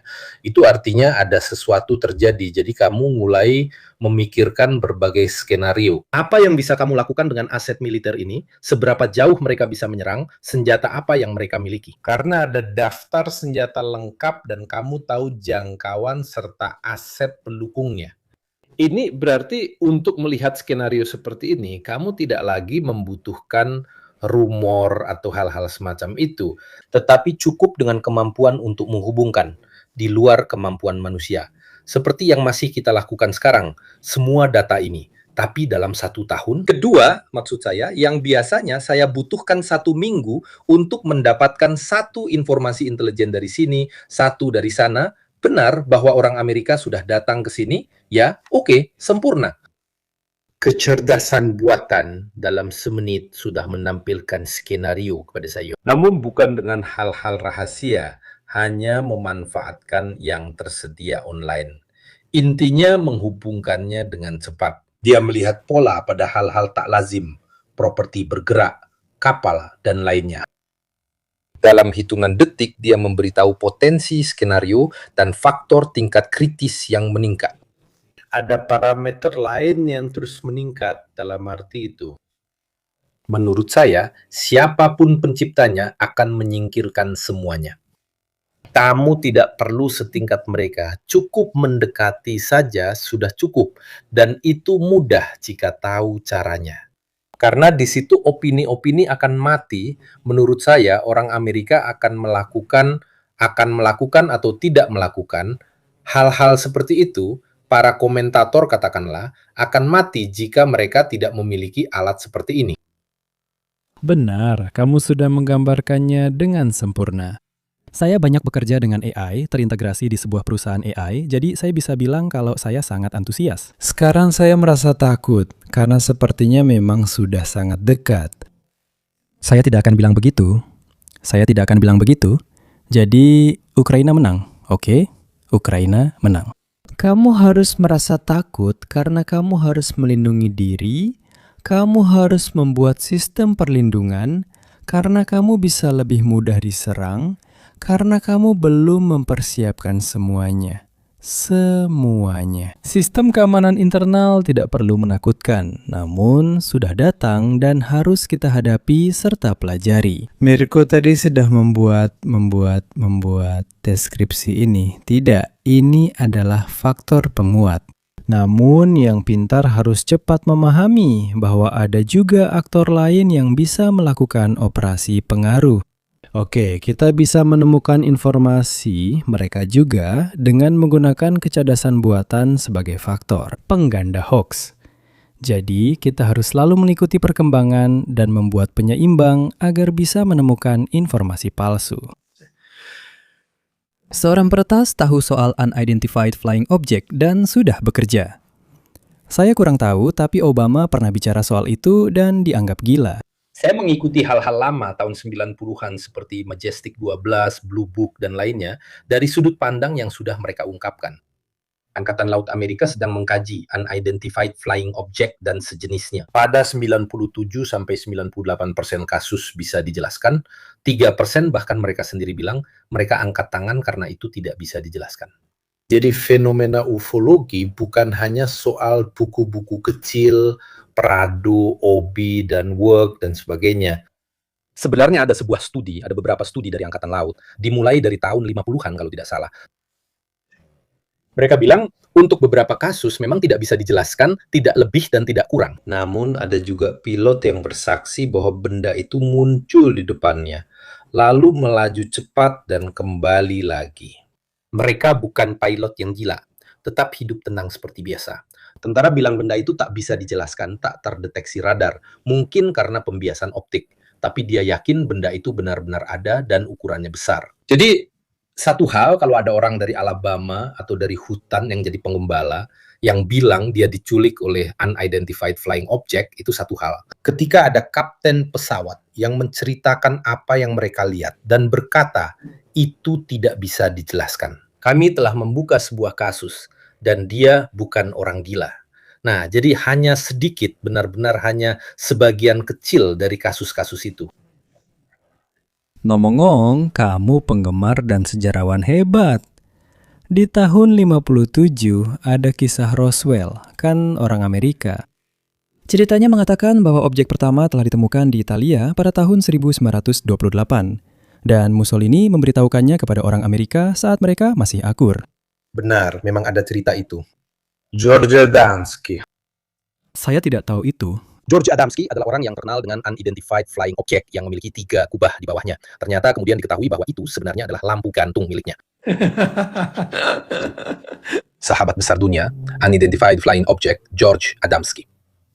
Sekali lagi, ini mirip kecerdasan buatan. Ada penelitian serius dan ada operasi pengaruh yang membentuknya jadi seperti ini. Juga jelas aktivitas mempengaruhi sedang berlangsung, seperti upaya mereka menutup lingkaran di sekitar Amodei. Bagaimana menurutmu? Jan Poloski sangat kredibel, sering diundang dan tak pernah ada yang mau berdebat dengannya. Terima kasih padanya. Siaran langsungnya luar biasa. Semoga sampai jumpa di lain waktu. Stirpe tidak akan menerima saya. Saya pun tak mampu ikut satu acara dengan mereka. Apakah mungkin itu akan menarik? Bagaimana mungkin intelijen militer Iran masih ada? Satu, mereka tidak punya satelit atau apapun soal ini. Bahkan tidak mendekati Tiongkok atau Rusia. Lupakan, mereka hanya hebat dalam dunia pertasan. Tapi mereka tak punya kekuatan atau dunia juga semikonduktor untuk melakukan ini di sini. Anthropic 14 miliar. Kita sedang bicara kalau kamu gabungkan semua yang ada di dunia AI, jumlahnya ratusan miliar lebih. Bukan untuk jangan bilang, tapi Rusia dulu menghabiskan sebelum perang 40 miliar per tahun untuk seluruh tentaranya. Mereka menghabiskan 100 miliar per tahun hanya untuk kecerdasan buatan. Sekarang, seperti yang dikatakan Marco Bussi, mengenai juga masalah satelit, atau mengenai masalah telepon jaringan seluler, pihak swasta jauh melampaui anggaran dari lembaga-lembaga besar seperti TNT dan lainnya dibandingkan dengan yang ada di bidang telekomunikasi. Itu lebih besar dari anggaran belanja seluruh Amerika. Teman-teman, Nvidia sekarang bernilai 8.500 miliar. Dulu kita pikir Apple tak terkalahkan, tapi ternyata tidak. Satu-satunya yang bisa tahu itu adalah orang Tiongkok, benar. Dan memang ada beberapa rumor tentang beberapa hal dari Tiongkok yang ditemukan di sana. Bukan untuk membantu orang Iran, tapi demi kepentingan sendiri. Mereka sangat tertarik memperhatikan kejadian itu, sebagian karena keterlibatan Amerika bukan mendukung Iran. Membawa demokrasi, pergantian rezim, hal-hal seperti itu. Namun untuk membuktikan mereka tetap terkuat dan menguji apakah teknik baru ini berhasil. Orang Tiongkok hanya diam dan memperhatikan dengan antusias. Mungkin mereka juga akan mengevaluasi kembali kemampuan mereka untuk bersaing dengan orang Amerika. Apakah caranya memang sejauh itu atau tidak? Dua pelajaran yang bisa kita ambil mungkin dengan tingkat keyakinan tertentu adalah ini.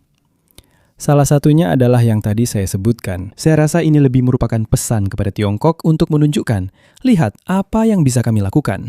Pesan kedua adalah seluruh cerita tentang binatang yang terluka, tentang kekaisaran yang sedang terpecah belah, Yang tak bisa lagi berperang kemanapun, seperti kata seseorang di Italia, orang Amerika tak bisa lagi berperang.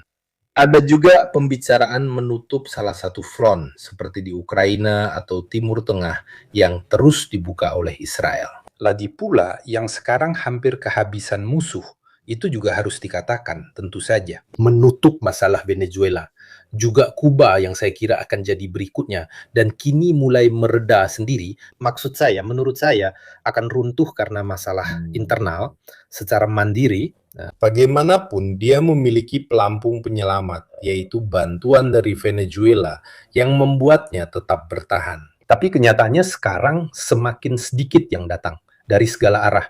Jadi menutup beberapa front lama yang bersejarah agar benar-benar hanya punya satu front saja. Alasannya juga karena mereka menekan persenjataan ulang Eropa, yang berarti membeli barang dari mereka, bukan membuat sendiri. Kalian urus Rusia, kami di sini benar-benar bebas. Israel mengurus frontnya sendiri, yang sekarang sudah punya keunggulan besar, setidaknya di perbatasan. Pada dasarnya, mari kita katakan saja, Suriah tidak ada, Hamas, Hizbullah pada dasarnya tidak muncul. Selain 2 misil ke Siprus, atau lebih tepatnya 2 drone ke Siprus, yang pada akhirnya tidak melakukan apa-apa, dan tentang diskombobulatornya Trump, apakah ada yang dibicarakan? Tidak, Trump punya diskombobulator di kepalanya. Tiap hari dia selalu menemukan hal baru. Tapi sebenarnya begini, satu hal adalah apa yang dia katakan di depan umum. Dan hal lain adalah kemampuannya. Dia tidak senaif seperti yang ingin dia buat orang percaya. Jadi, Satu hal yang pasti, pada bulan September semuanya sudah selesai. Karena ya, Amerika ingin menutup diri, lebih mementingkan kepentingannya sendiri. Benar, itulah kebijakan Trump, setidaknya yang dia nyatakan, Amerika didahulukan, lalu menjadi benua Amerika didahulukan, nanti juga akan jadi Greenland didahulukan, dan seterusnya. Tapi bukan berarti kemampuan proyeksi Amerika berubah sedikit pun. Orang-orang sering mengira ucapan politisi dan niatnya sama dengan kemampuan negara. Benar sekali. Saya berniat menghindari Perang Dunia Pertama dan Kedua, seperti keinginan orang Amerika. Menutup diri, pura-pura itu hanya perang di Eropa. Namun, mereka kemudian bisa ikut campur dan menentukan intervensi itu. Jadi, berbeda dengan gagasan yang dijual oleh Trump, setidaknya kepada pendukung Make America Great Again-nya, orang Amerika tidak kalah. Di luar kehadiran langsung di lapangan, yang pasti adalah sesuatu yang tidak lagi diinginkan oleh rakyat Amerika. Tapi dari sudut pandang, kemampuan, proyeksi, kekuatan, justru semakin meningkat. Beberapa tahun terakhir, mereka mulai memproduksi hal-hal baru. Karena mereka menyadari telah tertinggal dari Tiongkok, jadi mereka khawatir akan ketertinggalan, bahkan disalib. Namun, Amerika tetap satu-satunya negara di dunia yang bisa mengerahkan 10 kapal induk dan menghancurkan negara. Maksud saya, teman-teman, apa yang terjadi di Iran meski didukung Israel, mereka melakukannya hanya dengan 2 kapal induk. Bayangkan saja, 5, 6, 8. 2 kapal induk saja sudah membuat Iran bertekuk lutut. Bukan soal jumlah pasukan, kapal induk dan teknologinya yang membuat perbedaan. Kamu bisa punya 1000 pesawat, tapi kalau itu hanya Phantom, DF-5, DF-14, atau Su-24, kamu tetap tertinggal. Generasi kamu melawan teknologi 70-an. ya, tapi memang Mirko, video yang mereka sebarkan yang sebelumnya kita anggap lucu dan ceria seperti Tom Cruise, itu sebenarnya untuk konsumsi internal. F-35 yang menjatuhkan F-5 tanpa bermaksud menyinggung. Itu seperti Roberto Baggio, legenda sepak bola di zamanku, membanggakan diri mengalahkan anak sekolah menengah pertama. Dari awal, pertandingannya memang tidak seimbang. Mereka tak melihat misil itu datang, si F-5 Malang. Tidak, sama sekali, sama sekali. Jadi ini aku ulangi, hanya untuk penggunaan internal. Mungkin yang lebih dipersatukan bukan basis MAGA, melainkan neokon. Jadi fans sudah tidak terlihat di sini. Marco Rubio telah mengambil alih tongkat estafet. Kendali kemungkinan besar akan kita lihat selama beberapa minggu ke depan, atau bahkan mungkin 1,5 bulan. Bertanya, pintu yang mana? Keluarga Bush sedang bergerak yang bukan nama baik untuk hal seperti ini. Mereka sudah mencobanya beberapa kali dan selalu membawa kesialan. Tepat. Nah, ini yang bagus. Kita akhiri dengan ini karena kita ingin tetap singkat, jadi kalian bisa menikmatinya. Apakah kalian punya buku yang bisa direkomendasikan tentang kecerdasan buatan? Jadi, Maaf, sulit memintamu menyebutkannya. Karena dalam 6 bulan, apapun yang kalian baca sekarang, sudah usang? sudah usang. Ketika kamu membicarakannya, apalagi sebuah buku, Cobalah untuk. apa saja, katakanlah langkah-langkah besar yang mungkin terjadi, dan sebagainya. Jika kamu ingin buku tentang Anthropico hari ini atau OpenAI, buku itu sudah usang saat terbit karena datanya pasti dari beberapa bulan lalu. Kecuali dia jenius yang menulis secepat itu. Tidak. Saya sarankan satu yang menarik, yang juga merupakan kontak yang baik, yaitu milik Alessandro Aresu. Tapi dia menjelaskan geopolitik kecerdasan buatan kalau kamu lebih tertarik pada aspek produksi kecerdasan buatan. Kamu akan memahami sejarah, pergerakan uang, dan pelakunya. Mirko sudah bilang, kami akan jawab semua pertanyaanmu dan kamu bisa menulis secara pribadi. Namun, saya tidak menyarankan buku apapun sekarang karena dalam 2 minggu, buku itu mungkin tidak relevan lagi. Maksudku, pikirkan saja satu hal. Generative Pre-trained Transformer keluar 3 tahun lalu. Anthropico bahkan belum ada. Dalam 3 tahun, Anthropico tumbuh dari 100 juta jadi 1 miliar, lalu kini 14 miliar. Saya tidak ingat ada perusahaan dalam sejarah yang mengalami percepatan secepat ini. Mungkin dalam 1, 2, 5, atau 10 bulan akan muncul model lain yang menakutkan semua orang. Intinya, ingatlah untuk selalu melihat segalanya dalam konteks dan perhatikan siapa yang diwawancarai. Saya lebih suka langsung mengikuti mereka yang terlibat, bukan berbicara dengan orang di dalamnya. Karena jika tidak mengikuti seminggu saja, sudah ketinggalan. Ya, saya hanya bisa memberimu saran ini. Itu adalah pembicaraan dari Jan Blofsky. Bayangkan jika setiap hari muncul 20 model iPhone baru.